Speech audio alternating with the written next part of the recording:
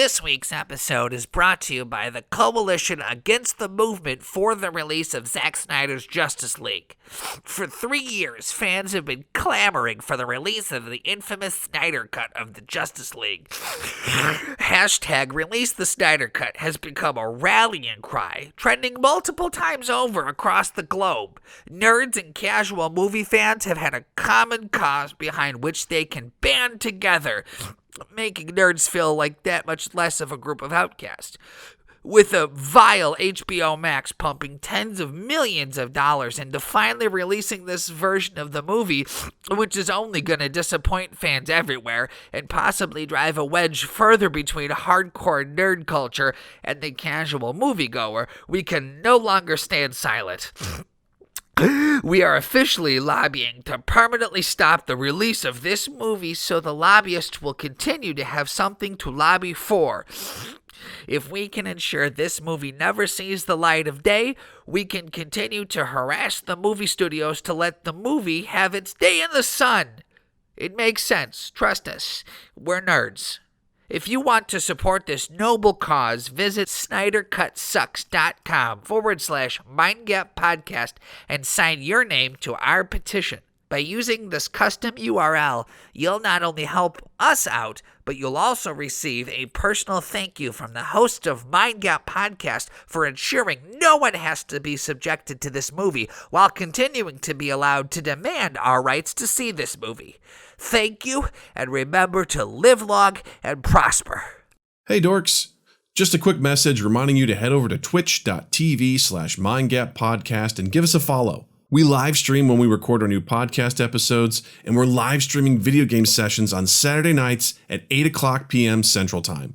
We're playing super rad stuff like Among Us, Keep Talking and Nobody Explodes, Jackbox games, and Tabletop Simulator. Come hang out and play along with us. That's twitch.tv/MindGapPodcast. Well, look who it is. It's you, our biggest fan. So glad you can make it to this week's episode of Mind Gap Podcast. Justin and I are joined once again by the mighty Rob Ballmaier, resident DC fan. He dropped by to talk about the Zack Snyder Cut of Justice League and discuss the avalanche of DC movies set to hit viewers in the next couple of years. So don your cape, clean off your bat symbol, and hope that all of your Justice League dreams will come true in episode 251 of Mind Gap Podcast. Mind Gap Podcast.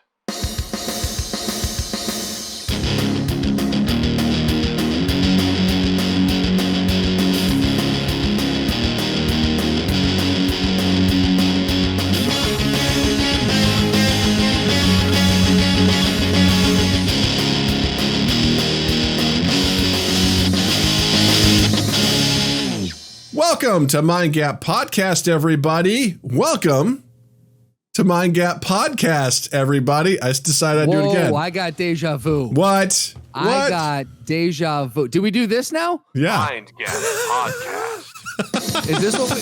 Welcome to Mind Gap Podcast, everybody. As we just talk over it the whole time, like just the whole shebang. I take back what I said about this being a professional setting. I'm sorry. So we're joined tonight by Mind Gap Podcast All-Star Rob Robo Ballmaier is back. Yes. Love it. I think Rob might be the all-stariest Mind Gap All-Star. I think he is. We'll have to go. I don't know why. Why are you guys doing this? Because whenever DC brings a movie out, we bring you back to explain it and what's happening with it. You need a goat. We need, something like that. A scapegoat. We need you to explain, like, what is going on. Right. You know what, man? I wish I could tell you what was going on because when was the first time I was on the show? Was it promoting what, BVS? I think so. Yeah, it may have been. It has to have been, yeah. Right? So that was, 4 years ago now, right? Yeah.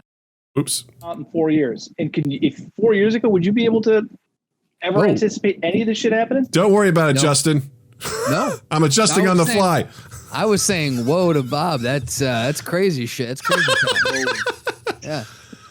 You're whoa. I do.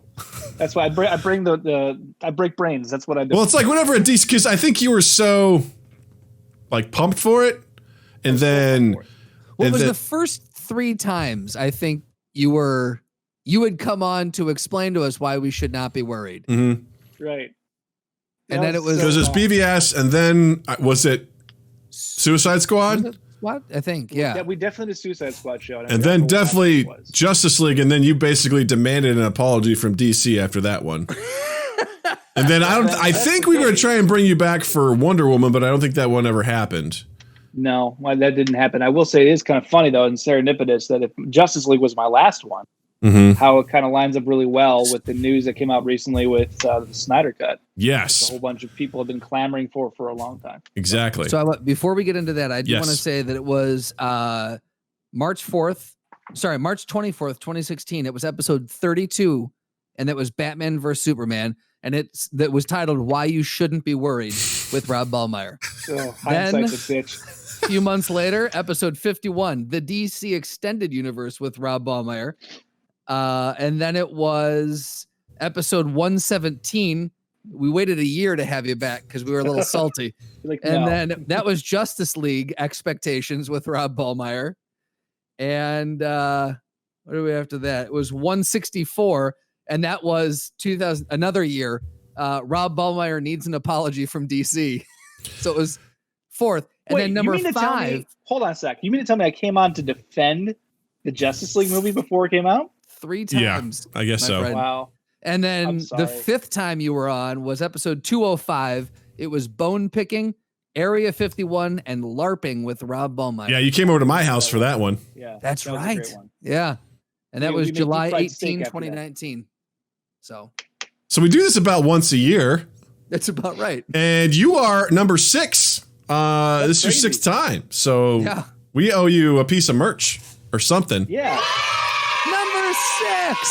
Speaking of merch, guys, we have merch. Check out teespring.com/stores/ the number 2, the letter E, the number 8. That's teespring.com/stores/2E8. We got some new designs up. We've got the "I Will Haunt Your Butt" t-shirt. Yeah, it's okay. Sometimes I can't always alley-oop them. I was hoping. Oh, sorry. I will haunt your butt. There we go. I was reading Slotty Bartfest had a really good one. He goes, episode 342. Seriously, is Batman the only thing they can kind of get right sometimes? He's calling the future. About another 100 episodes, we'll have Bob back on to talk about that. Yeah. Be like, why is it only that? But we have the "I Will Haunt" again. We'll have the I Will Haunt Your Butt t-shirt. I will haunt your butt t-shirt. We've got get one of those. A retro Mind Gap podcast t-shirt, as well as a regular Mind Gap podcast t-shirt. And I'm coming up with a couple more designs. So head on down. If you're on Twitch, just there's a link right down below. Click on the box. Go pick yourself up one. Some good stuff is coming. And then also, I have a poop missile shirt for merch, right? You mean the poop jaculate? Yeah. I just poop jaculated my moist missile. Yeah, moist missile. Moist missile. Thank you. I had a hard time saying that sentence. It sound like I'm chewing on peanut butter or something as I'm trying to say it. But yeah, we got some cool stuff coming from that. Also, just as a note for anyone who's on Twitch or anyone who's listening and wants to know about this, starting today, the day of recording this is June 16th, viewers on Twitch will be able to unlock Pride-themed emotes. And Twitch will donate 10 cents to both the Trevor Project and the National Black Justice Coalition through July 15th for every paid subscription, gift subscription, or cheer of 300 bits or more. So everything up to a total contribution of $300,000 to each organization. So it's a great way of giving back to the community. So if you guys, not just for our channel, but if you hang out on Twitch, you throw in some subs, if you throw in some bits and some cheers, or you gift a sub, a portion of that will go to these organizations, up to $300,000 for each. And contributors will also permanently earn a Pride emote, and they will be gifted to the community. So if anyone does any sort of donating or with cheers with bits or anything of that nature, subscriptions and everything, you guys are also funding a good cause. So just thought I'd throw that out there. If you guys are feeling like getting zazzy, celebrating Pride while also, supporting National Black Justice Coalition. So there you go. Also just want to say, we had an amazing video game stream last Saturday. We played some Jackbox games, and Rob, you said you're not familiar with Jackbox games? I'm not familiar with Jackbox games. Well, my friend, let me tell you, the next time we do this, if you are awake, because I know you just recently had a child, congratulations, sir. Way to go. Sorry, Bob's he's gotta run. Talk about it. Sorry.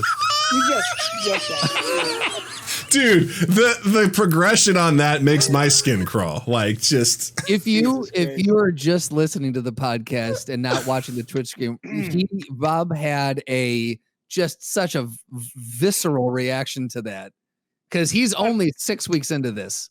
That's all I've heard for 6 weeks. It's insane. That sound, and the next thing I smell is poop. So it's just, yeah. We talked about this. I just poop ejaculated my moist missile. There you go. It's not gonna stop tonight. There's so many reasons to play these. I'm so happy, man. Yeah, because I was thinking that maybe they wouldn't find a spot, but there we go. Jerma says, "Oh great, now my nips are leaking." And Slotty Bartfast says the last 1.5 seconds was gut wrenching. We get dark on this podcast sometimes. Yeah, right. It gets wild. So, but if you're awake, Bob, if you're awake, the next time we do this, we're on Saturday nights at 8 p.m. This last one we played Jackbox Party Pack 3, and there was a game called Quiplash, which essentially you're given a prompt like, the dark secret about Frosty the Snowman is blank, and you would essentially fill in your answer to it, trying to be funny.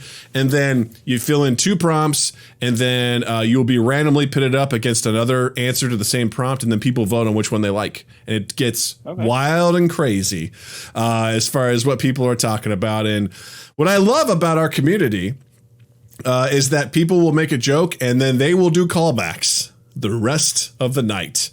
And it is always enjoyable and always fun.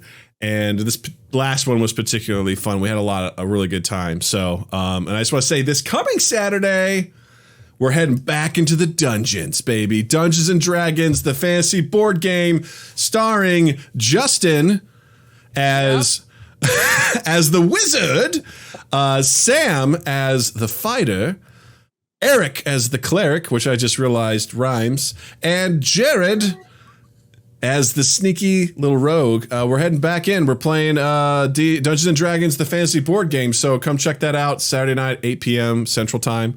And come hang out with us. It's going to be fun because it was a lot of fun last time. I play Dungeon Master and I try to wrangle these guys, and it is a lot of fun. I really enjoy it. We are a force to be wrangled, that's for sure. Indeed. So, Rob. I have never played Dungeons & Dragons in my entire life. Do you want to? Intimidated to even try. See, it seems intimidating. I'll tell you what, it is. I'm just now getting comfortable with it. And it is a commitment. It's a commitment because I've been playing with a group for, God, I think it's a little over a year now. And we were doing it maybe once a month. But now because of the quarantine, we've been hitting it every week. And it's been awesome. Because it sucks at first because your characters aren't very good, but then you start leveling up, you start seeing some progress, and then you get excited. You're like, oh shit, I just hit level 4. Maybe what do I get next? Like, what ability can I get? What thing can I unlock? And it starts getting a lot more interesting. And but it is really intimidating because it's like the second you start playing, and then the Dungeon Master goes, so what do you want to do? And you're like, what are my options? I don't know what's possible. Like, I don't know, man. Like, what am I supposed to do? And then you get into combat. You're like, fuck, what am I doing? It gets pretty awful. So, I have to say that I was a little nervous at first to start playing this because it's one of those where I was like, I'm kind of curious. I've always been curious. It's very fucking intimidating, and you really got to be ready for it. Doug did a great job leading us through a tutorial. But it's what he was doing for us was D&D light, and I can't even imagine regular D&D. It's already making my butthole pucker, so I'd like to move on. Yeah, this game, if you're even curious a little bit, just watch. You'll get a feel for it. But D&D is a little more in depth. But Justin has been very gracious, and I appreciate him and his patience. He's wonderful, and he reluctantly agreed, but he's done wonderful. So I'm excited for the next adventure. It's only going to get better. That's how I roll. It's only going to get more wild. You're just in it for the sound bites, man. You're just collecting sound bites. That's it. That's all we do, man. I'm doing. Yeah, that's all you're doing. I just want Doug to keep praising me, and it's my own personal collection of sound bites. That's right. There you go. Yeah. Real quick, Water Speech. Thank you so much for the sub. Very kind of you. Very, very cool. All right. So let's talk about a young man by the name of Zachary Tiberius Snyder. And let's talk about him. His cut body, his oily body. Can we first talk about the unnecessary platform on which his stuff will be showing? HBO fucking Max. The waste of space that is that app. So what's your beef with the app? My beef with the app is that you've got HBO, you've got HBO Go, and now you have HBO Max. You pay for all three. Wait, HBO Go is now morphing into HBO Max, or maybe HBO Now is. Regardless, there's too many. That's my point. You already paid for HBO. Why am I paying for HBO Max? I'm pretty sure if you are paying directly for HBO service and not getting it through a cable provider, you have free access to all those platforms. So, like, if you and I have a cable package and you get, well, I'm pretty sure it is. I'm pretty sure HBO Go turns into HBO Max. Right, but if you have just a subscription to HBO, you still have to subscribe. From what I've read, you still, if you're Comcast, if you're subscribed through Comcast, because Comcast and HBO got at each other, you have to separately subscribe to Max. Right, and so what I'm saying, like, let's say you don't have Comcast and you just have like a Roku or like a Fire Stick. And sure. You pay HBO for a service. I'm pretty sure all those additional services come with it.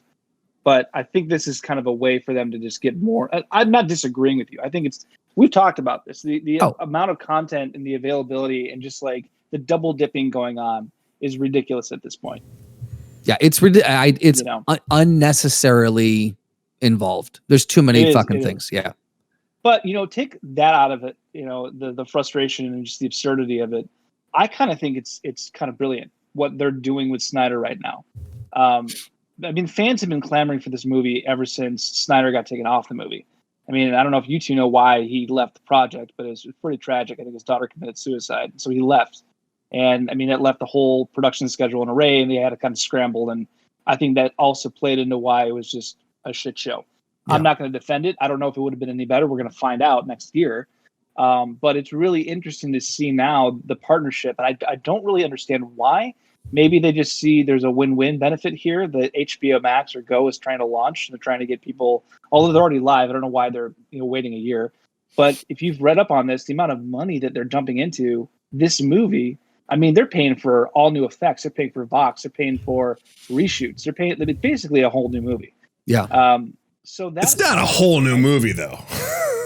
From what I'm reading, it sounds like there's a large post and pre-production that's going in right now.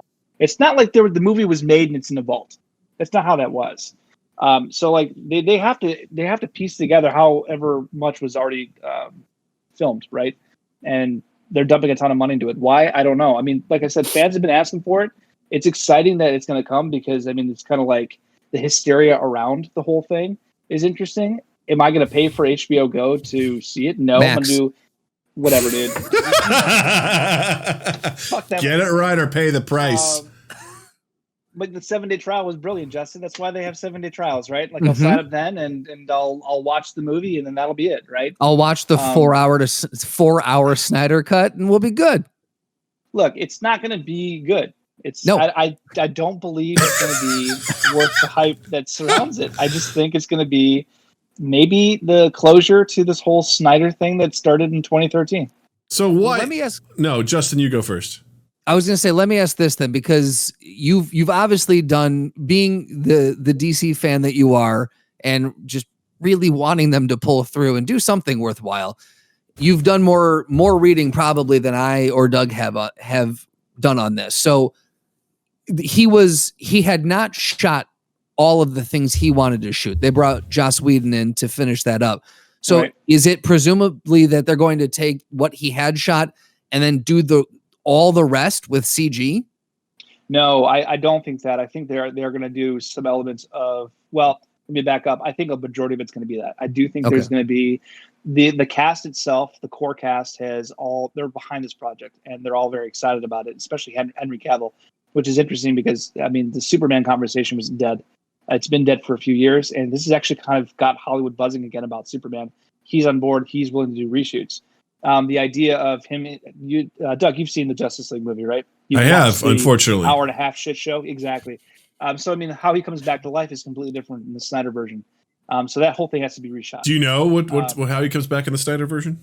Yeah, so it follows the Death of Superman graphic novel sequence of books. And I think in the third book, there's the rebirth. And he basically, so at the end of BVS, they tease it a bit, like he's being buried in the dirt that kind of comes out the casket.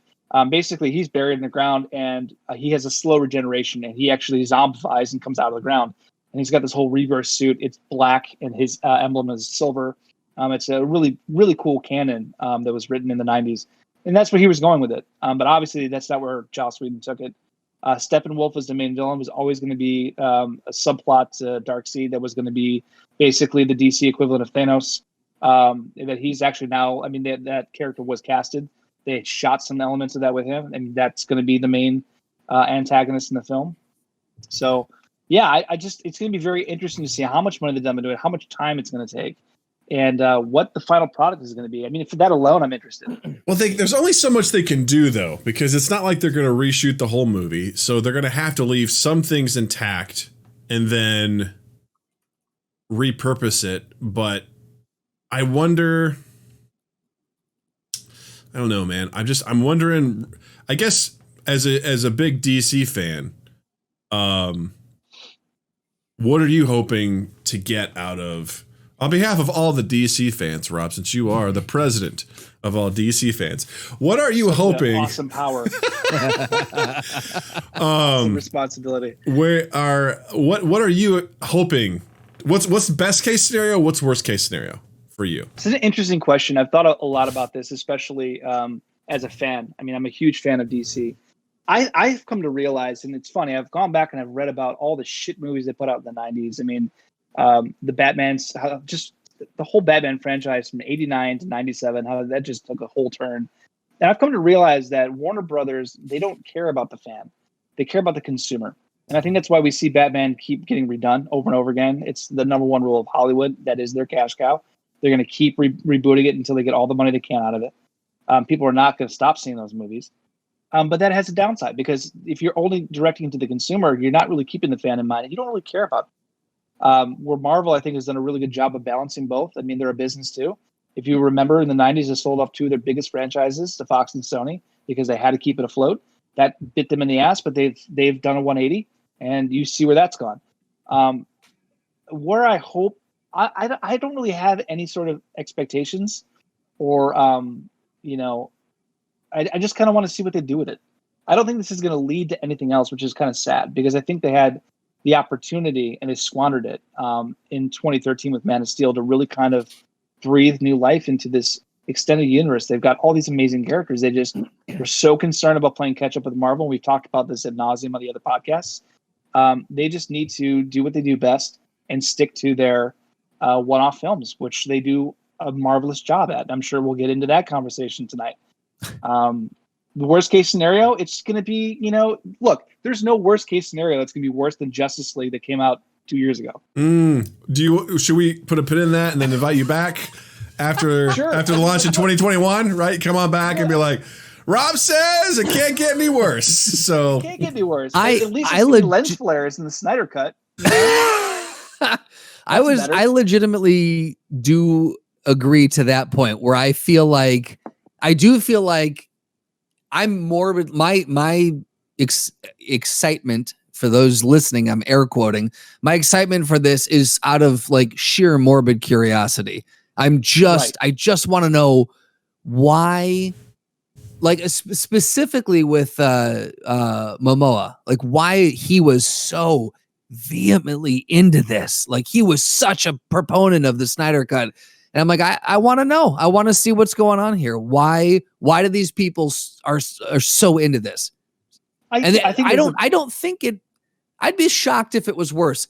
I think it might be equally as bad and maybe a hair better, but I don't think it can get worse. See, what I find interesting is I think part of it too is, and we're going to get to some of the comments here in the chat, because we got some good questions. But I know I've been skeptical of the DC extended universe. I mean, ever since its inception. I actually enjoyed Man of Steel. I thought it was pretty good, but they're in DC's mad rush to catch up with Marvel. They obviously skipped some crucial steps in the world building process. So I know people really desperately want this to be good. I know that feeling. I've been to those movies. Not DC, but I've been to my movies where I'm like, I want this to be good, and I know it's going to be bad. Dark Tower, thank you. Amongst, as a great, just one off the Terminator Salvation, Prometheus. What was the World of Warcraft one, the Orc one? Oh, that's a guilty pleasure one. That's a little bit more upgraded, but I'm like, I get why people don't like it. It didn't do well. But it's like, I want it to be good, but it's just a situation where it's like, there's Rob's nipple, and it's it's a situation where I appreciate what you're saying right now. Of course, you're like, hold on, I need to turn on the light here. See how hard this nipple is? Oh my God! But I look at this. When I look at this, I feel like people are so desperate. I think in my mind, people are going to look at this as though this is going to somehow fix it all. And I'm not saying this is how you feel, Rob. This is just my general, observation is that somehow this cut is going to somehow make it okay, and I just don't think it's possible. I don't think it's possible because they would essentially, in my mind, have to start over if they want to quote unquote fix it, because you're still going to have all the problems that exist. Because what is it? I think I heard they're spending $30 million, I think, or something on it. Right. This is probably gonna make Justin mad. $30 million isn't going to get you very far, okay? No, it's not. Not with a movie like that. In this world, and what we're trying to do, $30 million doesn't get you very far. It should, but it doesn't. And I think, again, there's only so much they're going to be able to do to make this. And I hope it gets people a little more satisfying. Like you said, maybe it'll be some closure. Maybe it'll be a little bit pep in their step to be like, okay, cool, that's a little bit better. But I think you're still going to have a majority of the movie still intact. I think and again, I don't know. I'm not a producer. I'm not an editor. I don't really know. I feel like there's not a whole lot more you can do based on what you have, but I could be wrong. Let me touch on that, because I think you've got a point there. And again, going back to what I was saying about the consumer versus the fan, I don't think any of that. I don't think they care about that. And if you take the fan element out of it, I think from a business standpoint, it's really smart. I mean, think about what they're doing, right? I mean, they're completely undermining the Hollywood process by doing something like this. Justin and I talked about this a while ago, and I forgot where I read this one thing from, but it talked about why Warner Brothers licensed the archival footage, because they own it. They're now playing a producer role and basically letting HBO run with it and give all the money towards it. And I don't think Warner's paying for any of it. It's really interesting how this is like a partnership is working. And I think that what we're seeing here is kind of what Netflix was doing a few years back and is continuing to do. You're taking the traditional way of making a movie, regardless of where it is in the process, if it's been finalized or not, and you're rethinking it. And I think, Justin, to your point, like why these characters were, or why the cast was so excited, I think all that was a publicity stunt. I don't think I think Momoa still had an Aquaman thing to promote, which I'm not going to watch just because I just can't bring myself to do it. No way. You still have my man in the extended universe. Exactly. I would rather watch Bill and Ted 3 come out. But I think that you still have these actors trying to promote DC films, and I think that all kind of plays into the whole, well, what do they have behind the curtain? I want to know. Right. And it just breeds into that. And that's been going on for a few years now, and then all of a sudden, here we are. So I don't think really the fan has been considered at all in this. I think this is one big business ploy to get people's money, and I think it's really fucking smart. I do. I think it's really fucking I didn't think smart. you were going to say smart, but I thought you were going to say it's really fucking stupid. But no. Oh, no, as a fan, it's horrible. Yeah. It's all over everything I grew up and loved, So. Okay. All right. Let's get to some of these questions, because Slotty about made me want to barf at this last message. All right. So let's go back up here. It says, from Water Speech. First of all, Water Speech, thank you for the bits. Appreciate that. He says, why is Rob a DC apologist? I missed his origin story? ? obviously has not listened to the first 5 times you were on here. Yeah, you don't need an origin story. I'm just a fucking nerd who picked up the wrong comic book. That's it. I picked up a Batman comic book as opposed to Spider-Man, and here we are, baby. That's all you need to know.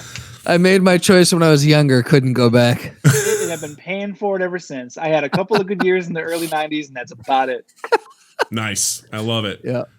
Jervis says, I need to know how Rob feels about Superman Returns, in parentheses, the best Superman film. Yeah, so a lot of people feel that way, that it really is the best one. My biggest gripe with it was trying to pretend as if it was another Christopher Reeves movie. The plot was good. The story was good. The acting was good. Brendan Roth is a great Superman. Still, to me, Henry Cavill is my Superman. He's the best one. But yeah, I could never get over that suspended disbelief. Like I could never really put myself, because I grew up with Christopher Reeves, and to pretend like 3 and 4 never happened, which talk about fucking guilty pleasures. 3 and 4, those are fucking horrible and amazing at the same time. But that was for me, even like when it came out, I was so excited to hear the theme and so excited to see Superman. I'm like, nah. And also, I'll say this, as an adult, I can't get past Superman with underwear on. I can't do it. I will never be able to that's a cool costume, man. It's so dated. It's just not going to work for me. So, and they made his tights and Brandon Roth's underwear smaller, and it's just, no. Got to show off the goods, man. There you go. DCochran84 says, I was talking to one of my hardcore DC fans tonight, and he mentioned how much different DC could have been had Green Lantern been their Guardians of the Galaxy. Oh, that's interesting. Yeah. Because isn't Green Lantern supposed to be in the Zack Snyder cut as well as Martian Manhunter?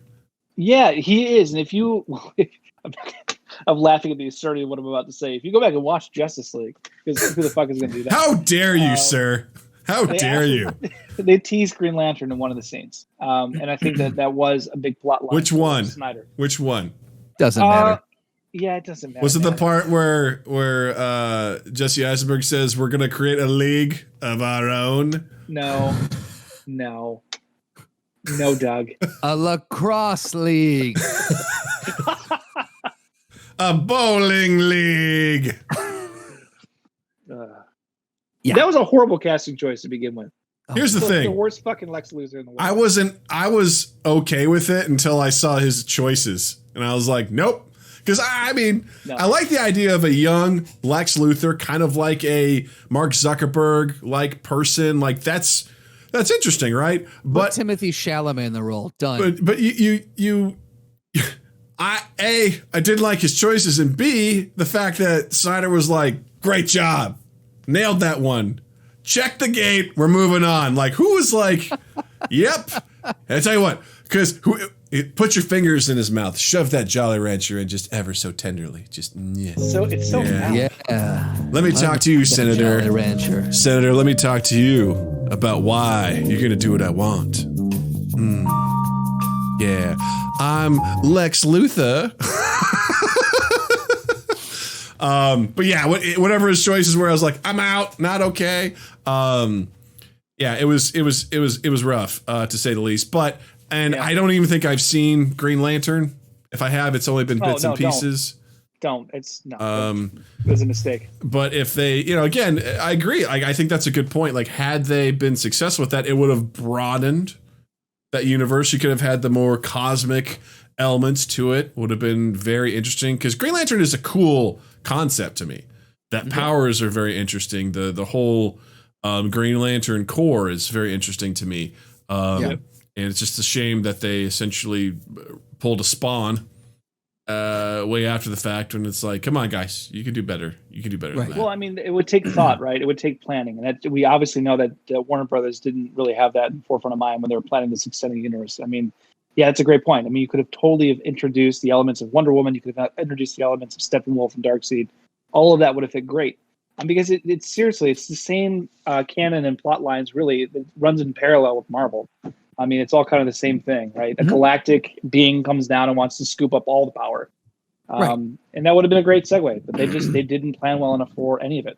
and they also fell so, and we, again, like you said, we've talked about this, at length, but they fell into the trap of for no reason throwing so many things into one movie where they could have really like done an awesome job just kind of stringing it along and like they could have introducing the elements. Yeah, just diddle it. Just diddle it a little bit. Just diddle it. That's all. Yeah. Just diddle it a little bit. Slotty says the best thing about Green Lantern has been Ryan Reynolds' unending regret about it, which has also been really very enjoyable. Man, he's been in some stinkers, huh? Poor Ryan Reynolds. I think he's made up for it. I was like, poor Ryan Reynolds. I think that guy is he's doing okay. He's doing okay.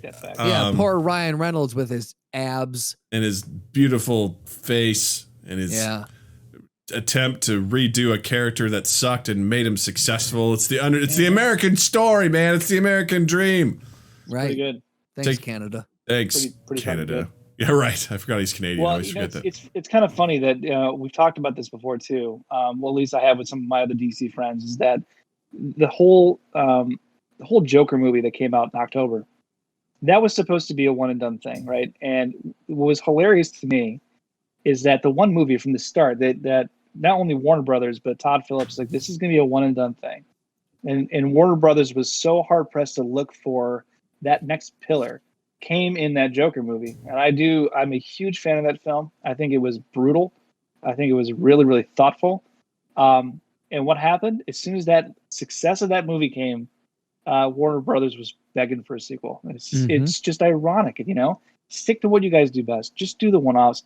It is really strange that they're doing this whole weird one-off DCU and they're still trying to do this extended universe. Yeah. Then they're now talking about how Matt Reeves' Batman is going to work with Ben Affleck, because there's talks about him coming back to do a standalone film. So there's a potential of there being in parallel 2 different Batman movies. Well, they talked about that with the. They need to sort their shit out. Sort it out. They're making bank. God damn it! Sort your shit out, man. They're in talks. The same thing. They're in talks about doing a standalone Leto Joker movie. And it's like, I'm pretty sure Leto's going to say no. Like, he was pretty pissed about Suicide Squad. Pissed. Yeah. Well, no, he was super pissed about not getting the nod to do Todd Phillips' movie. Really? He was livid. He was livid interesting. That he did not get. He got looked over for that film. That Joaquin got that role. It's weird because I thought he was so pissed at the Suicide Squad how his basically role was edited out that he was like, I'm not doing this ever again, because he had 15 minutes of screen time in that movie. Yeah. In that 90-minute movie. Yeah. Talk about a rushed film, Jesus. Yeah. Yeah, right. Well, not only that, I mean, the Suicide Squad it changed hands a lot. A lot. For sure. I want to get to another one here. Etoy07 says, I'm sure it's been addressed, but would be curious to hear Rob's thoughts on if they expanded off Nolan's Dark Knight universe. I honestly don't know how they could have done it, but to me, it's the most successful of the DC movies. So would you have been okay if Nolan bowed out and they grabbed that and they kind of continued on in the same vein with that? That's a really interesting question, and I have a lot of opinions on this. I do believe that the reaction that Man of Steel got and how the critics and fans just kind of like balked at it. It was very polarizing. I think it was a direct result of it coming off the heels of Nolan's trilogy, because it was so well done and the plot was so well developed. And I think people were expecting the same thing. Now, Man of Steel has a lot of holes in it. The plot line, you can pick it apart. At the end of the day, I find it a very entertaining and wonderful film. But I do think that because it came off so close and you had to like separate and divorce yourself from Nolan's idea to this whole new DC extended universe, I think they would have done themselves a great service if they somehow try to tie it in, especially the way that Nolan left it. I mean, Nolan left it open-ended, right? Which is what he does, and it's brilliant. I loved it that, Joseph Gordon-Levitt was the new Batman, right? Because he found the lair and whatnot. And right. Christian Bale went off. I think you mean he's a dead man, because the first night he goes on patrol, he's going to die. Because he is not skilled at all. He was given a bunch of fancy equipment. He never climbed a mountain and found a blue flower. He has no resources other than he was gifted stuff, so he has no money, so shit breaks. He doesn't know how to drive. He doesn't know how to fly. The first time that guy... Hold on. I'm sure he has a driver's license. There's no doubt that suit doesn't fit him. I'm sure it's not going to fit him properly. It's probably going to be too big. He's going to go out. He's going to try and grapple. He's going to break his fucking neck. He's a dead man. He's a dead man. That's a pretty bold statement there, Doug. pretty bold. He's just going to die flat out. Suits up. Yeah. Actually, Jared brings up a good point. He goes, he'd go more the detective route and work with Jim Gordon There you go. while he learns to climb mountains and find blue flowers. Yeah, right? Right. Because he doesn't know ninjutsu. He doesn't know shit. You don't know that. Download that and pick it up in a day. It's no problem. Download that? What are you talking about? Just download it? He might have a blue sash in Kung Fu. What's We he don't got? know what he did when he was growing up. Does he know Jeet Kune Do? Like, what's he doing here? Possibly. He wasn't changed. He wasn't trained by the League of Shadows, you know? Yeah. Well, so anyway, that went sideways. That's what we do best around here. We go sideways. Yeah. I liked Nolan's DC universes with his Dark Knight movies are just they're near and dear to my heart. And they're great fun. What I struggled with was I liked that was a trilogy and it ended. I don't think you could have built more off of that successfully. I think The Dark Knight Rises was pushing it as far as like where the story was going and everything. And I was frustrated when they were bringing Batman back again because I'm like, it's too soon. Because again, for nerds like us, I feel like we could separate it, you know, because we're into it. We're reading news and stuff like that. But to the casual fan, I'm figure like the movie goes like another Batman movie. What's this? It's hard to.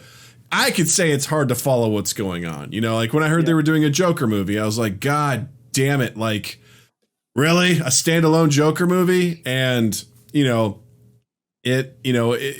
I'm glad they made it. I'm kind of like. I'm on the fence on that movie. Like I enjoyed it and it's definitely not a movie I'm running back to watch and I'm definitely not buying it anytime soon. But I appreciate, Todd Phillips, approach to it and everything. I love Joaquin Phoenix in it. He's phenomenal. The score is great. There's a lot of great things about it.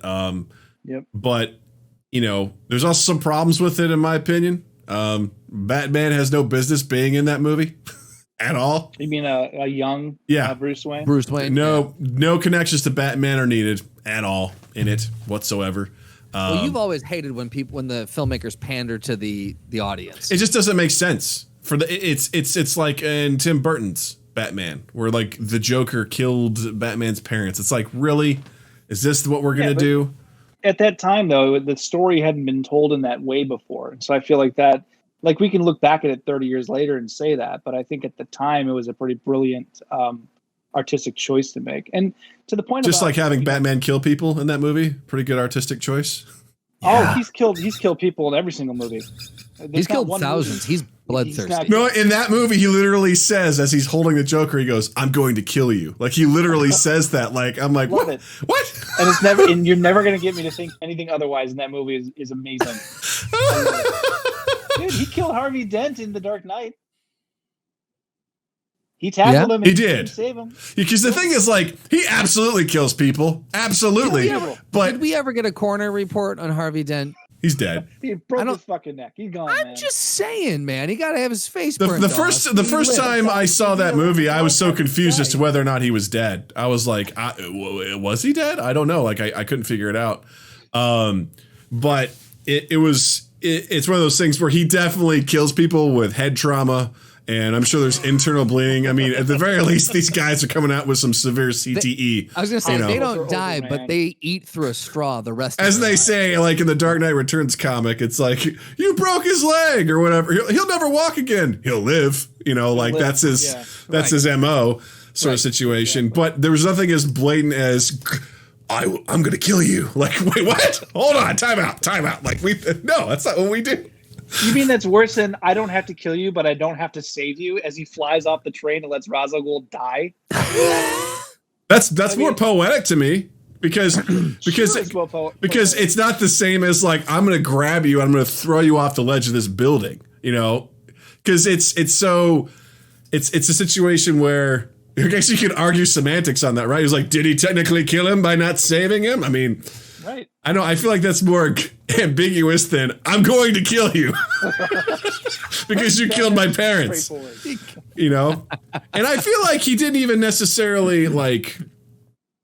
I forget what happens in that scene too, because I don't know if he doesn't get to kill him the way that he wants to, because he ends up wrapping that little grappling around his leg, and then he ties it to like a statue. So as he's trying to get pulled away, he falls to his death. So I don't know if he was bummed that he didn't get to choke him to death or anything like that, but I don't know. That's pretty gratifying. It also came out by like Burton said years later that he never read comics. So like he had no idea. No idea. My favorite thing was Kevin Smith called him out on that. There was like some sort of conference or something, and Kevin Smith asked him a question in relation to the comics, and Tim Burton goes, I don't read comics. And he goes, well, that explains fucking Batman. Tim Burton just goes, that was a comic? He's like, wait, what? Oh, God, I thought it was about Serial. Bruce Batman. I grew up with a guy named Batman. Right. We played lacrosse together. The lacrosse league. Oh, yeah. Yeah, sorry I interrupted you there about all that sort of stuff and the killing and stuff like that, but it's I don't know, I derailed that whole conversation. I'm sorry, but also not sorry at the same time. I want to transition into that transitioning us into the slate of the never-ending slate of DC movies that are coming out in the next few years. Yeah. When I found this list, I honestly I was like, oh, like there'll be like maybe 10, and the page just kept scrolling and scrolling and scrolling, and I was like, eventually in the notes here, I just put ... This list is very, very long. I just stopped listing things and then I put the link because it's just too much. So I just want to kind of go through these semi-rapid fire and just get everyone's thoughts on what you're thinking about these movies and how they relate to everything. So first up is Wonder Woman 19. Before you do, how many Please. of these are greenlit? I don't have that information. Okay, so these are all just for context. These are all just what they're proposing to release. Well, here we can do this here. So Wonder Woman obviously is in the can because that one, they've got trailers and everything for that one.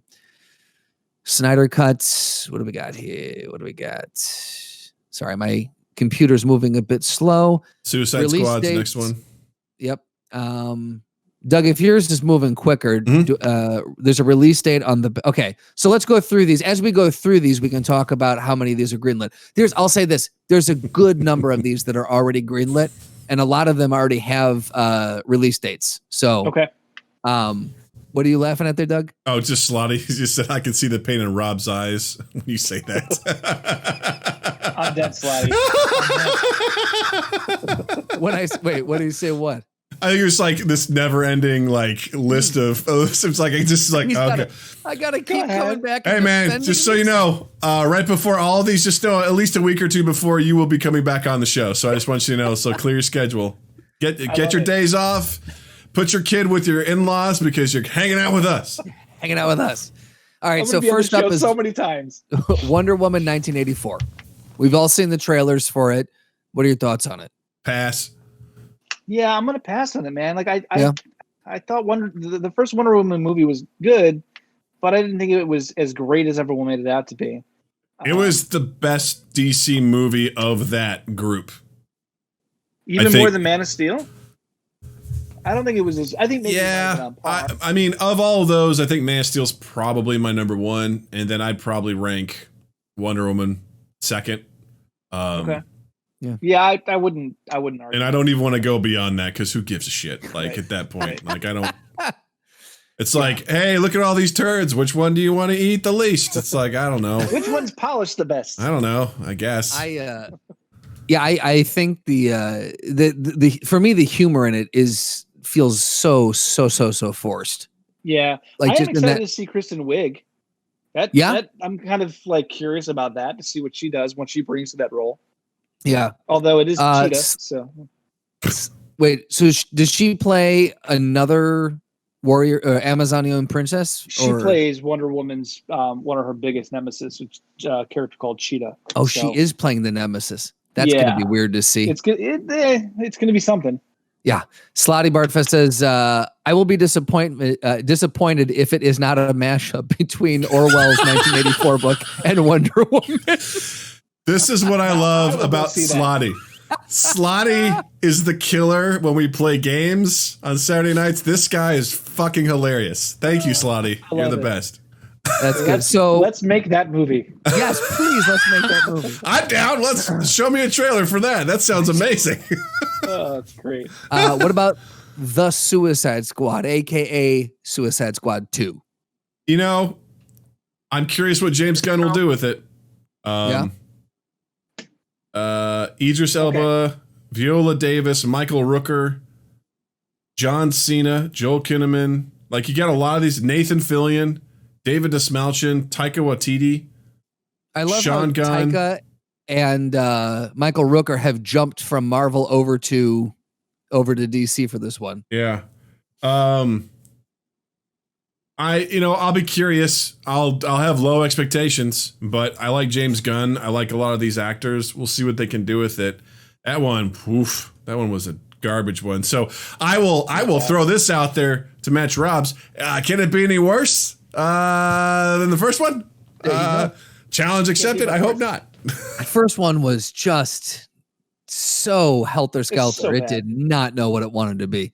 Water Speech says there should be a non-compete clause between Marvel and DC. Oh, the thing is, Water Speech, there is. It's called their movies. There's no competition. What were you going to say, Bobby?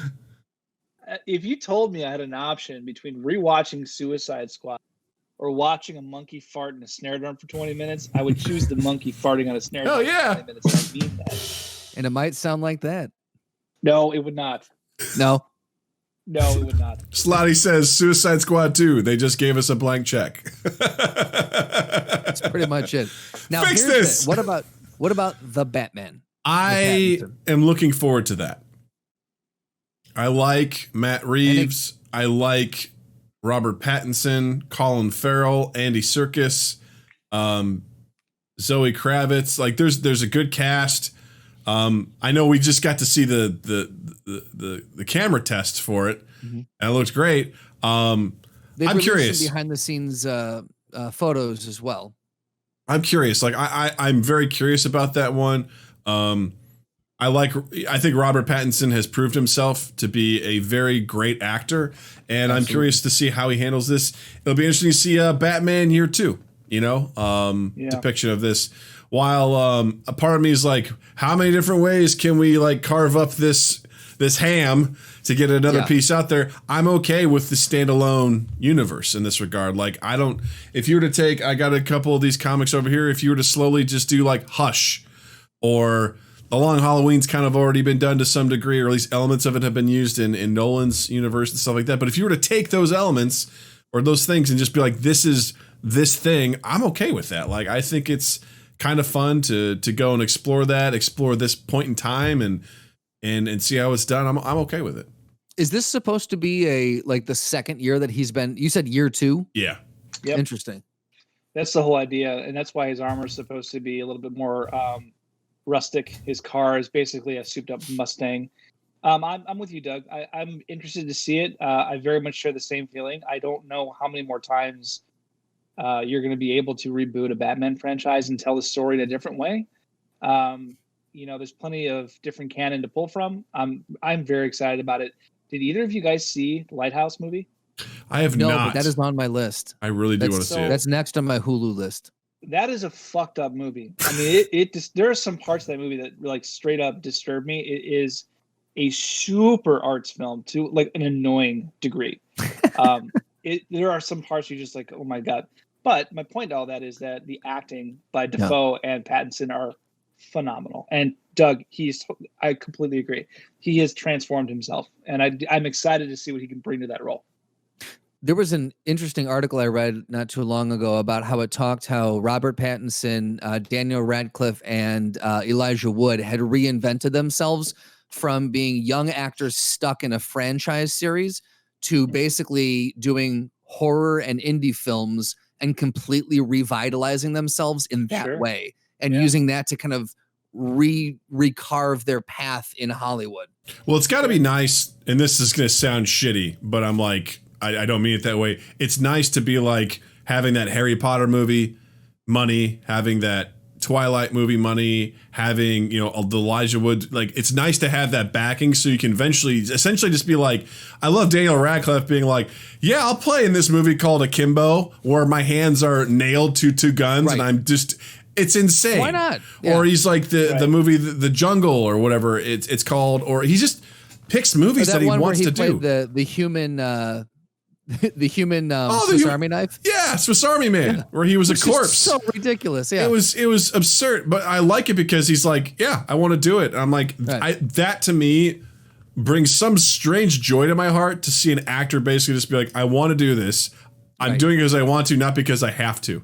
Absolutely. Because that's the thing where I'm like, oh, someone need to pay off a boat on this one. That's why they're here. So we'll get through a few more of these here. What do you got, Doug? Sirloin 84, welcome back to the stream. He goes, I don't know about any of these movies, but if I ever hit the lottery, I'm paying for someone to reshoot all of Dennis Quaid's movies shot for shot with Randy Quaid. I would watch all of those movies. I'd be like, all right, here we go. I'm in for it. All right, so real quick, what about these next two kind of go hand in hand? We've got the untitled Black Adam movie with Dwayne Johnson. He's been hardcore ready to play this role for 4+ years now. You know what that movie's got going for it? Dwayne Johnson? Yeah. I mean, that's really the only thing that's got going for it. Shazam was fun. It was cute. You know what? The best way to describe Shazam is if I had a teenager, like a 11, 12, 13-year-old, they would love that movie, and I would love watching that movie with my kid. Okay. But as a fan, it just was a little bit too tongue-in-cheek, and I don't know. It'll be interesting to see where they go. And now, with that whole thing opening up, I'd be very curious to see if there are some Henry Cavill Superman talks that cross over in those movies. Because Shazam 2 is following suit right after that. Did you hear also that basically Superman's going to be cameos moving forward, but not necessarily like a full-on movie? I heard a rumor. I don't know if that's true or not. No, you're not off on that. That's exactly what that was around the time Shazam was shooting, and talks about Man of Steel 2. Cavill's camp was really pushing Warner Brothers to do this thing because all they were using Superman for was a cameo. He was a cameo in Justice League. He was going to be a cameo in Shazam. He was just basically there to like boot the franchise up, and he was pissed about it. He wanted to do another film, and so he declined to do any sort of shoots for Shazam. He's had a bigger role in that. And if you've ever watched the film, Superman does have a cameo from the neck down at the very end of the film. So it's interesting now that there's a little bit more of an energy kind of pushback into that franchise with the Snyder Cut to see what happens. If Warner Brothers is going to be more dedicated to making maybe a Man of Steel 2 or reinvest into Cavill Superman. So it'll be very, very interesting. Well, I also heard too that like the problem with that is based on the contract that he had with Warner Brothers is that they basically tied him up from doing anything else. Like he couldn't do any other projects because it was like, well, we might need you, but we don't know, but you can't do anything else. And he was like, fucking like he was getting really pissed. So eventually I think he got out of it and he ended up doing The Witcher. And because he was basically like tied down contractually because he didn't really know. They were kind of like strict. That's what I've heard this. So that sounds like that tracks. You know, Slotty says to that point. Yeah. Slotty says, hear me out. Drop Superman, subtly replace him with Geralt of Rivia. Doug, thank you. And subtly replace him with Geralt of Rivia. Best of both worlds. All of a sudden he just comes in. He's just got his two swords. He's like, hello, Batman. He's got a more gravelly voice than Batman. Right. He's like drinking potions. He's like, I will slay the abomination. Doug, if you scroll through that list, is there anything else that's interesting? Because I know we've got The Flash, Aquaman 2. They're going to make a spin-off horror movie based off of that one scene called The Trench from Aquaman. They've got Batgirl, Green Lantern Corps. Anything else on that list as you go past that's interesting? Blackhawk. I don't even know what some of the stuff is. Untitled Jared Leto Joker movie. Untitled Harley Quinn movie. Supergirl. Nightwing. Justice League Dark. They've been talking about that forever. I think a lot of this stuff is also tough because, you know, COVID has just put such a pause on everything. Yeah. Slotty says Geralt's only lines would be fuck and because that's what he does all the time in the show. Blue Beetle? Who the hell is that? Plastic Man? Yeah. What the fuck? I'm all about some Plastic Man. Now, Deathstroke would be cool. I love me some Deathstroke. That's a really cool character. About actually doing that character with Ben Affleck's Batman for a long time. That was supposed to be, and actually, I would be on board for that. I really like Deathstroke. Lobo, I don't know that guy too well. Cyborg, just put that guy out of his misery. That poor fuck. God, that was awful. Poor man's Iron Man.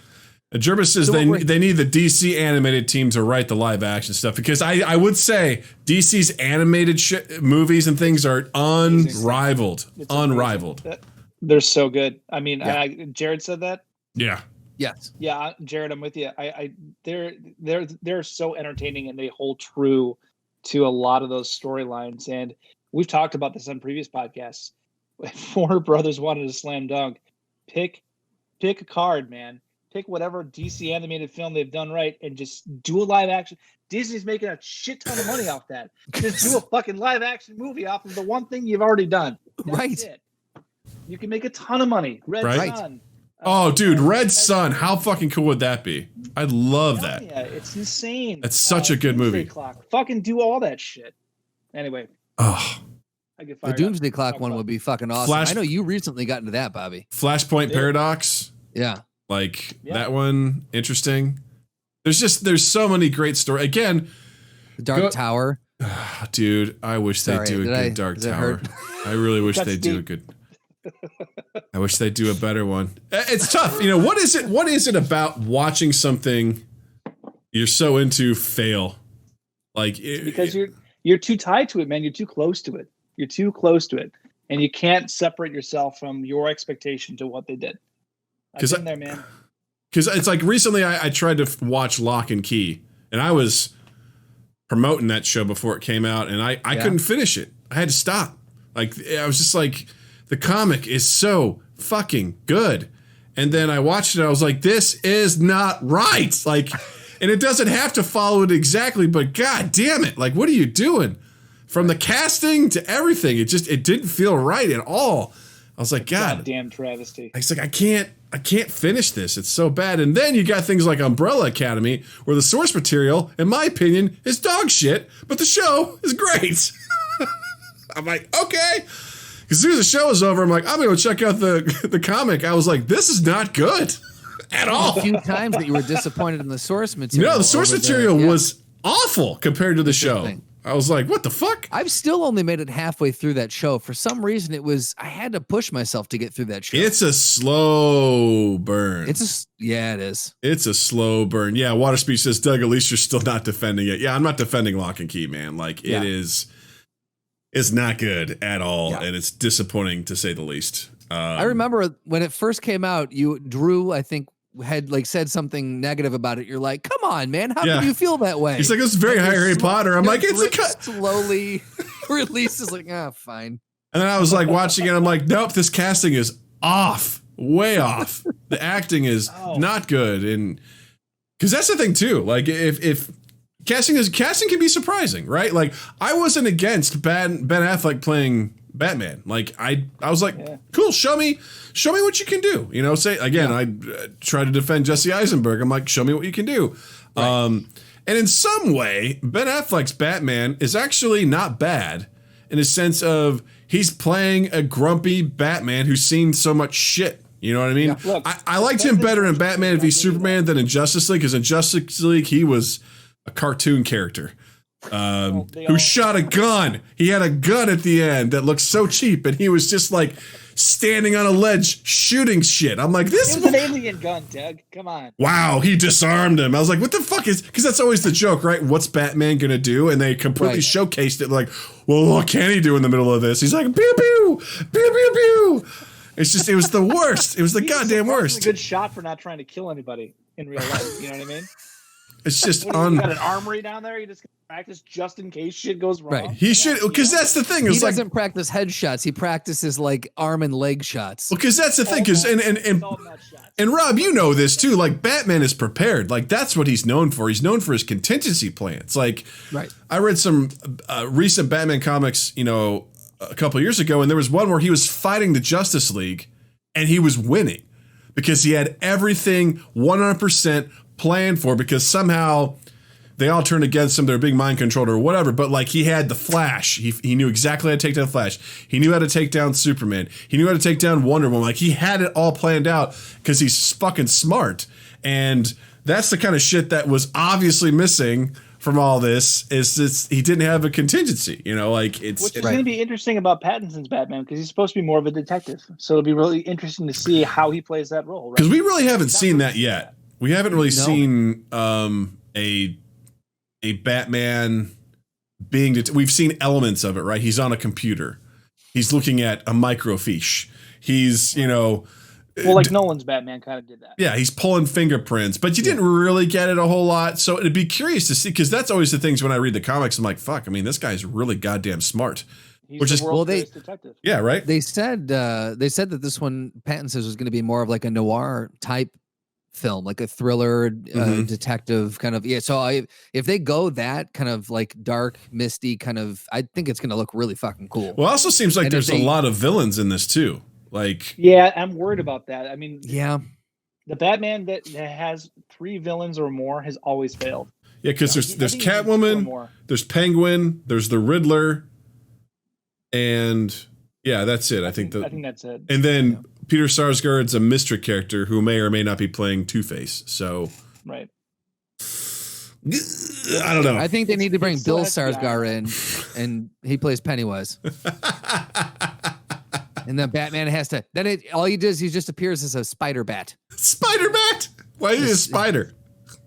Well, because he's a spider, right? Pennywise is his true form is like a little spidery crab thing. Isn't that? No. I don't know where you're getting that from. It's so funny. Never heard that. I just, yeah, No? he's kind of a spiderish character. Yeah. Yeah. Fuck you. I win. I win.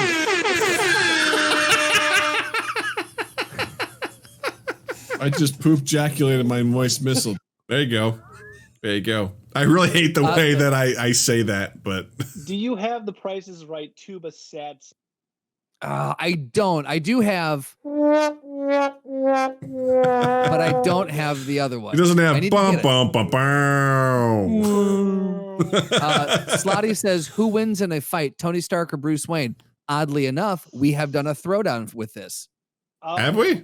We have very early on. I do not remember who. I was like, I'm impressed you remember that. Yes, I remember that because you and I took opposite stances. Because I was like, Tony Stark, because he's got far more technology, and I think you argued me out of it because you're like, Batman comes prepared. It's true. I think it would be Bruce Wayne.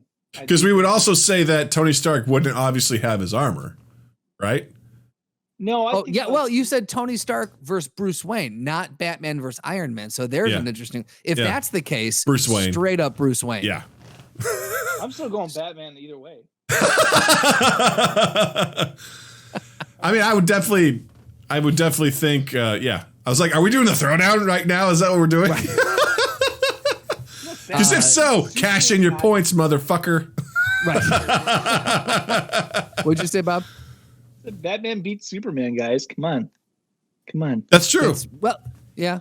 It's true. Yeah. There's one more movie on this list that I thought was really, really interesting. And it pit 2 people that I did not see coming against each other. The movie's called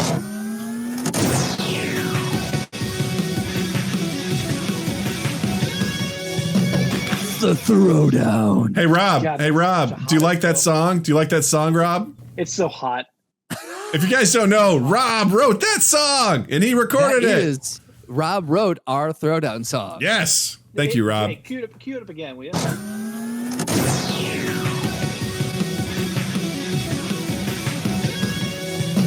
The Throwdown.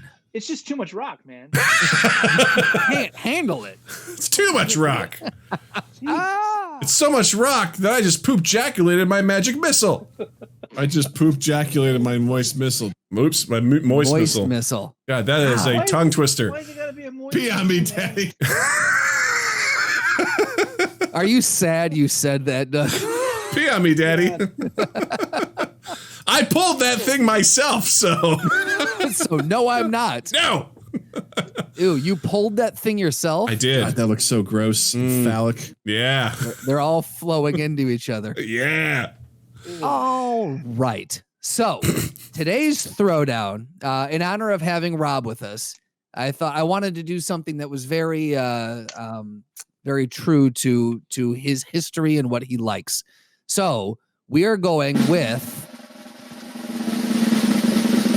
Sylvester Stallone versus JCVD, Jean-Claude Van Damme. I feel I love it. it's got to be Jean-Claude Van Damme, right? Well, it Shut up. depends on what medium we're talking about. Like, what's the In real life? Is it just like straight up fucking street fighting? Yes. In a ring. Street fighting in a ring. I mean, I'm gonna go Sylvester Stallone, man. what? All right. Okay. Have you seen how beautiful he is? Okay, wait, are we doing a runway? What are we doing? Are we doing a swimsuit? A swimsuit throwdown? Dude, Doug, he single-handedly defeated the Cold War. Okay, I must think break he can you. handle Jean-Claude Van Damme. Have you not seen Rocky 4? You look at me like you've never seen Rocky 4. Doug, do we have to watch? Okay. Let's just for a moment assume that Stallone is a fictional character and not a real person. Look at what Jean-Claude Van Damme, who's now apparently a fictional person as well. Let's look at the things that they've done, you know, as far as like what they've accomplished. And If you're gonna pull splits on two buses going at 60 miles an hour at the same time, shame on you. okay, so are we talking about a particular Stallone character? Like, I'm confused at the parameters here. We're talking about, I will say, well, I guess we have to say this. Is it Rocky 4 era Stallone where he was at his most jacked and had been legitimately studying boxing for 4 full movies? Or are Jean-Claude Van Damme of the same era where he was at his prime, like Time Cop? Was that his Jean-Claude Van prime? Damme. I think so, right? I don't know, but I don't know if it's I think Time Cop. Bloodsport was his- I was like, probably Bloodsport. Done. Have you seen him in Time Cop? I have. He does a great job in jeans, let me tell you.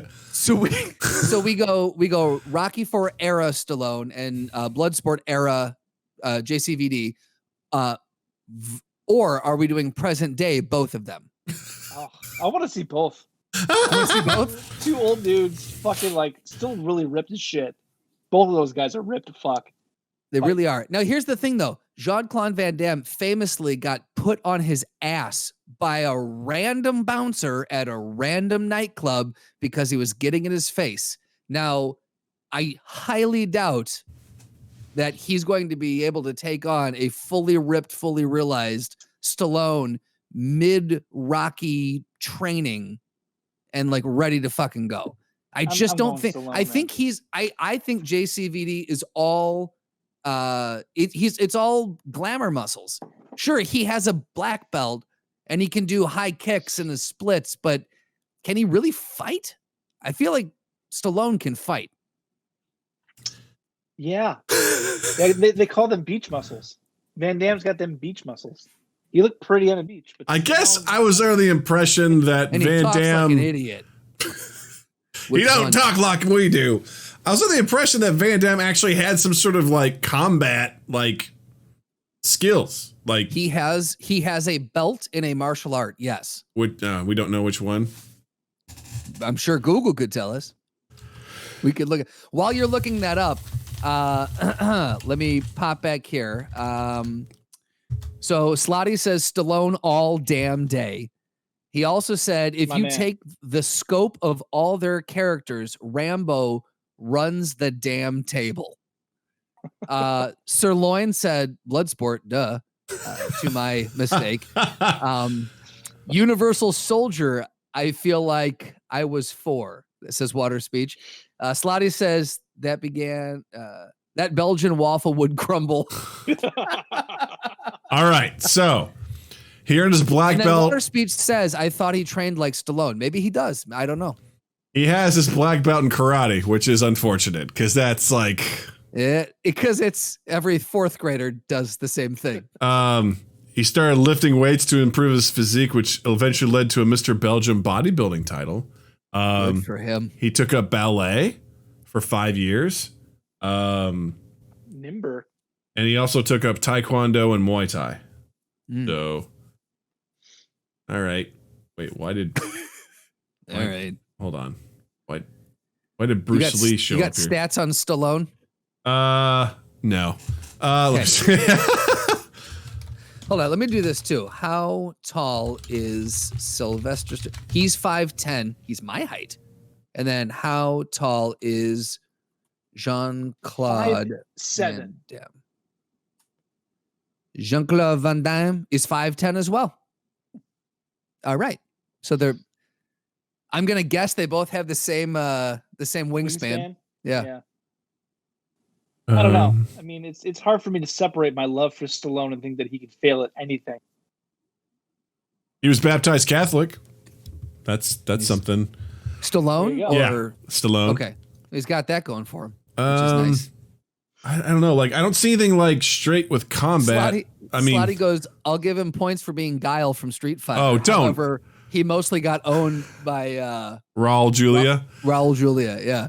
Oh man, that's a movie. I forgot about that movie. That's a movie that exists. Alone, I feel like that gives it to that movie alone gives it to Stallone. What about Over the Top? What about Over the Top? Thank you, Doug. Right. He basically ripped someone's arm off. No, he didn't. He pimped his son out in an arcade to arm wrestle with stranger kids. Like, what the hell? Right. Oh, you had to pay off his truck, dude. You got to pay off your truck. Those 18-wheelers don't come cheap, Doug. Goddamn right they don't. Abby thinks I'm getting mad. She's coming over with her ears pinned down because I'm yelling. She's like, who you want me to kill, Daddy? Who are we killing? JCVD. That's who. I don't know, man. Doug, you gotta. Where do you stand on this? I'm still gonna go with Jean-Claude Van Damme because he has a black belt and something. He got trained somewhere, He could use his feet along with.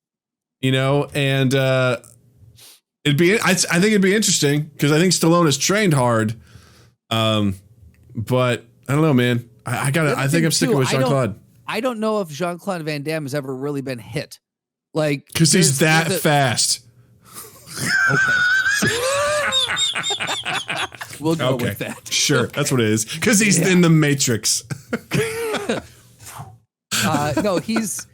I think because Stallone, there's a very well-known ritual on set where that every Rocky movie, everyone who boxes has to get tagged, and so he's taken hits from actual boxers. He's taken hits. So congrats! He creates a bullying atmosphere. That's awesome. Right. So he's the tough guy. So. No, I think at one of the movies, I think he got knocked out and actually put in the hospital for a couple days because he got hit so hard. So he's good. Yeah. So he's good at getting hit, is what you're saying. So I'm saying he can take a licking and keep on ticking. I'm campaigning here. Do you see how I'm doing this? He can take a hit and go to the hospital and suffer more CTE damage, and therefore make poor decisions. Shit. I just poop ejaculated my moist missile. That was actually Stallone saying that. Did you know that? I just poop ejaculated my moist. When they asked him, "Hey, how's everything going?" He said that. And they're like, "Can you elaborate?" And he's like, "I will haunt your butt." Who's the president? Pee on me, Daddy. Actually, that works perfectly for today. All right, I'm sticking with it. I'm sticking with Jean-Claude Van Damme. He has some martial arts training. He obviously knows how to train. He won a bodybuilding championship. I think he would win. I got to go with Stallone. He was in the Brisk commercial in the 90s. That's Brisk, baby. Brisk, baby. That alone, I got to give it. He stays well hydrated. With tea. with C. Real quick, as we're wrapping this up and we're figuring out who it is, I want people in the chat right now on Twitch, just give us real quick one word. Who is it? Well, we know who Slotty says. So Slotty says. But I want to hear from the other people who are watching here too. Fair enough. We'll get a consensus because right now, if it's Rob and I got to give it to Stallone too. Just because, again, man, he's one tough motherfucker. He Rambo. He was Rocky. He was. Those aren't real people. Yeah, but Water Speech goes. Do you guys remember when JCVD got busted for trying to pick up underaged women in his limo on MTV during spring break in the 90s? Classic villain. Doesn't mean he won't win in a fight versus Stallone. Not if he's in handcuffs. Slotty major point right there. All right, so I think we got to go. If we're going Jackbox rules, audience favors you guys. So we're saying Stallone for the win? It's Stallone for the win. Stallone for the win! I love how the kids are involved. Oh, yeah. The kids get into it. Well, that was interesting. That was very fun. Rob, thanks for coming back, man. It's always great having you here. Anytime. I'm a pleasure. Thank you guys for having me on. I always love talking to you and dicking around. It's great stuff. Absolutely. Even in handcuffs, he can kick super high. Does he have ankle cuffs on? I don't think so. Thank you, Sirloin. Seagal. Don't even bring Seagal up. I don't want to hear about Seagal. Seagal would kill everybody. Here's the thing. I had another throwdown loaded up with Seagal involved, and we're going to save that now. We'll save that one. Put that one. We'll wait till Milos comes back on because he is a huge Seagal fan. We definitely need to have him back on. All I'm going to say with Seagal is that's C4. I know what it smells like. I know what it blows like. Jesus. That's a line. That is something. That's a real line. That is something. Rob, as we start wrapping up things here, is there anything you'd recommend? Is there anything you got going on that you want to promote? How can people find you on social media? The floor is yours. Well, I definitely recommend. My wife and I blew through the Amazon Prime show Bosch, which is a really great detective show shot in LA. 6 seasons. Titus Welliver is amazing. They're actually they're detective books, and they've adopted it for TV. Very enjoyable, very digestible. Recommend that. You can find me on Instagram, BobBob41. I run around the city taking photos of the city. Right now, I run around taking photos of my kids shitting, so you can see that there too. Not much of these days going on.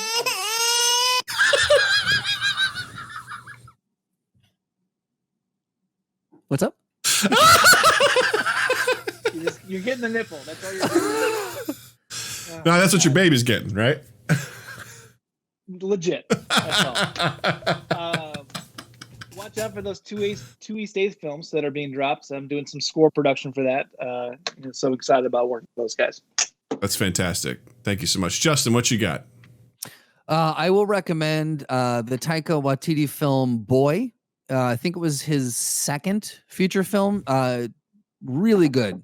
You got to it's a little more raw. You kind of got to get past the fact that it's not a super polished, major Hollywood motion picture. But it is a really good story, and watch it with subtitles because it's all very, very thick New Zealand accents. But it's really good. So I would highly recommend that one. Nice. Dougie, what do you got? I just picked up a game on Steam today. It's $8. It's called Mini Healer. And looks like a 16-bit game or an 8-bit game, and the whole point of it is that you play the healer in this group, and you're trying to fight monsters in a dungeon, and you just have to try and heal and keep them alive, and it's surprisingly a lot of fun, and I really enjoyed it. I played it for a little bit today. Natalie woke up from her nap, and she came in. She's like, "Ooh, Dad, is this a new game?" I'm like, "Yeah, come help me." And she sat on my lap, and she watched me fight these monsters. And then the best thing about my daughter is she will tell you truth, but out of context. So not knowing the context, she goes down and goes, "Mom, Dad was playing a game. He fought the girl with the weird claws and he lost, and Dad was sad, but then he went back and he got a sword, and then he was able to beat her and we won." And Jill's like, "What the fuck are you talking about?" And I was like, "It's all true, but without context." It's my daughter and I love her. So I recommend it. Mini Healer. It's on Steam now. It's $8. It's a steal, and it's super fun. So highly recommend that. So, woo! So that being said, gang, just a reminder, Saturday nights, video game live stream. Come check out this Saturday. Justin is going to be heading back into the dungeon for the second adventure of Dungeons and Dragons, the fantasy board game. Come check out that out, 8 p.m. Central Time. Also, don't forget to follow Mind Gap on all social medias at Mind Gap Podcast. Check out our YouTube channel for all of our highlights and our episodes that are posted there as well. And thank you to everyone, to Water Speech for subscribing, and also for the bits, and also to an anonymous cheer for dropping us 100 bits. Very, very kind. We appreciate the support. And don't forget to check out our merch store as well. And Justin can also be found in the digital realm of our universe. That's right. You can follow me on Instagram and Twitter at Justin_Michael, spelled Mikel. It's the fun way of spelling it. While you're in the online realm, check us out on Apple Podcast, on Stitcher, on Spotify, and on Google Podcast, wherever you can find and consume the podcast. Rate us, review us, like us, share us around. The big one is sharing. If you hear an episode that you like, just copy the URL, paste it in any of your social medias, and say, hey, everyone, go check this out, because these are funny guys and they need to be heard. Maybe. I don't know. If you don't, then fuck off. Also, 2east8th.com/mindgap. And just keep an eye on all 2east8th stuff. Like Rob said, he scored some music for a couple films that we did because of the Corona thing, and it has been a comedy of errors trying to get these things out. We keep hitting roadblocks. They are coming. Before those films come out, we are working with our friend Adam Smeestad, who we've had on this podcast, and his company Smoose Entertainment, and we're doing a quarantine web series that should be, we're meeting with our actors for the second time this week. We've got scripts done. We're going to be shooting that, and that should be fun. Those will probably come out before the film, so keep an eye on our social medias for that. Fantastic. Guys, thank you again for having me on. No. Love the show. Love talking. The honor is ours, Rob, and thank Buddy, you thank you for providing your insight on behalf of all DC fans and the for known the 6th time and eventual and unknown universes. We appreciate I've you. been wrong 5 of those 6 times. Thank you so much for hanging out with us. This is super great, and I just want to say, Justin, thank you. Douglas, thank you. Twitch, thank you. Listeners, thank you. And you all have a dandy fucking week. Mind Gap Podcast.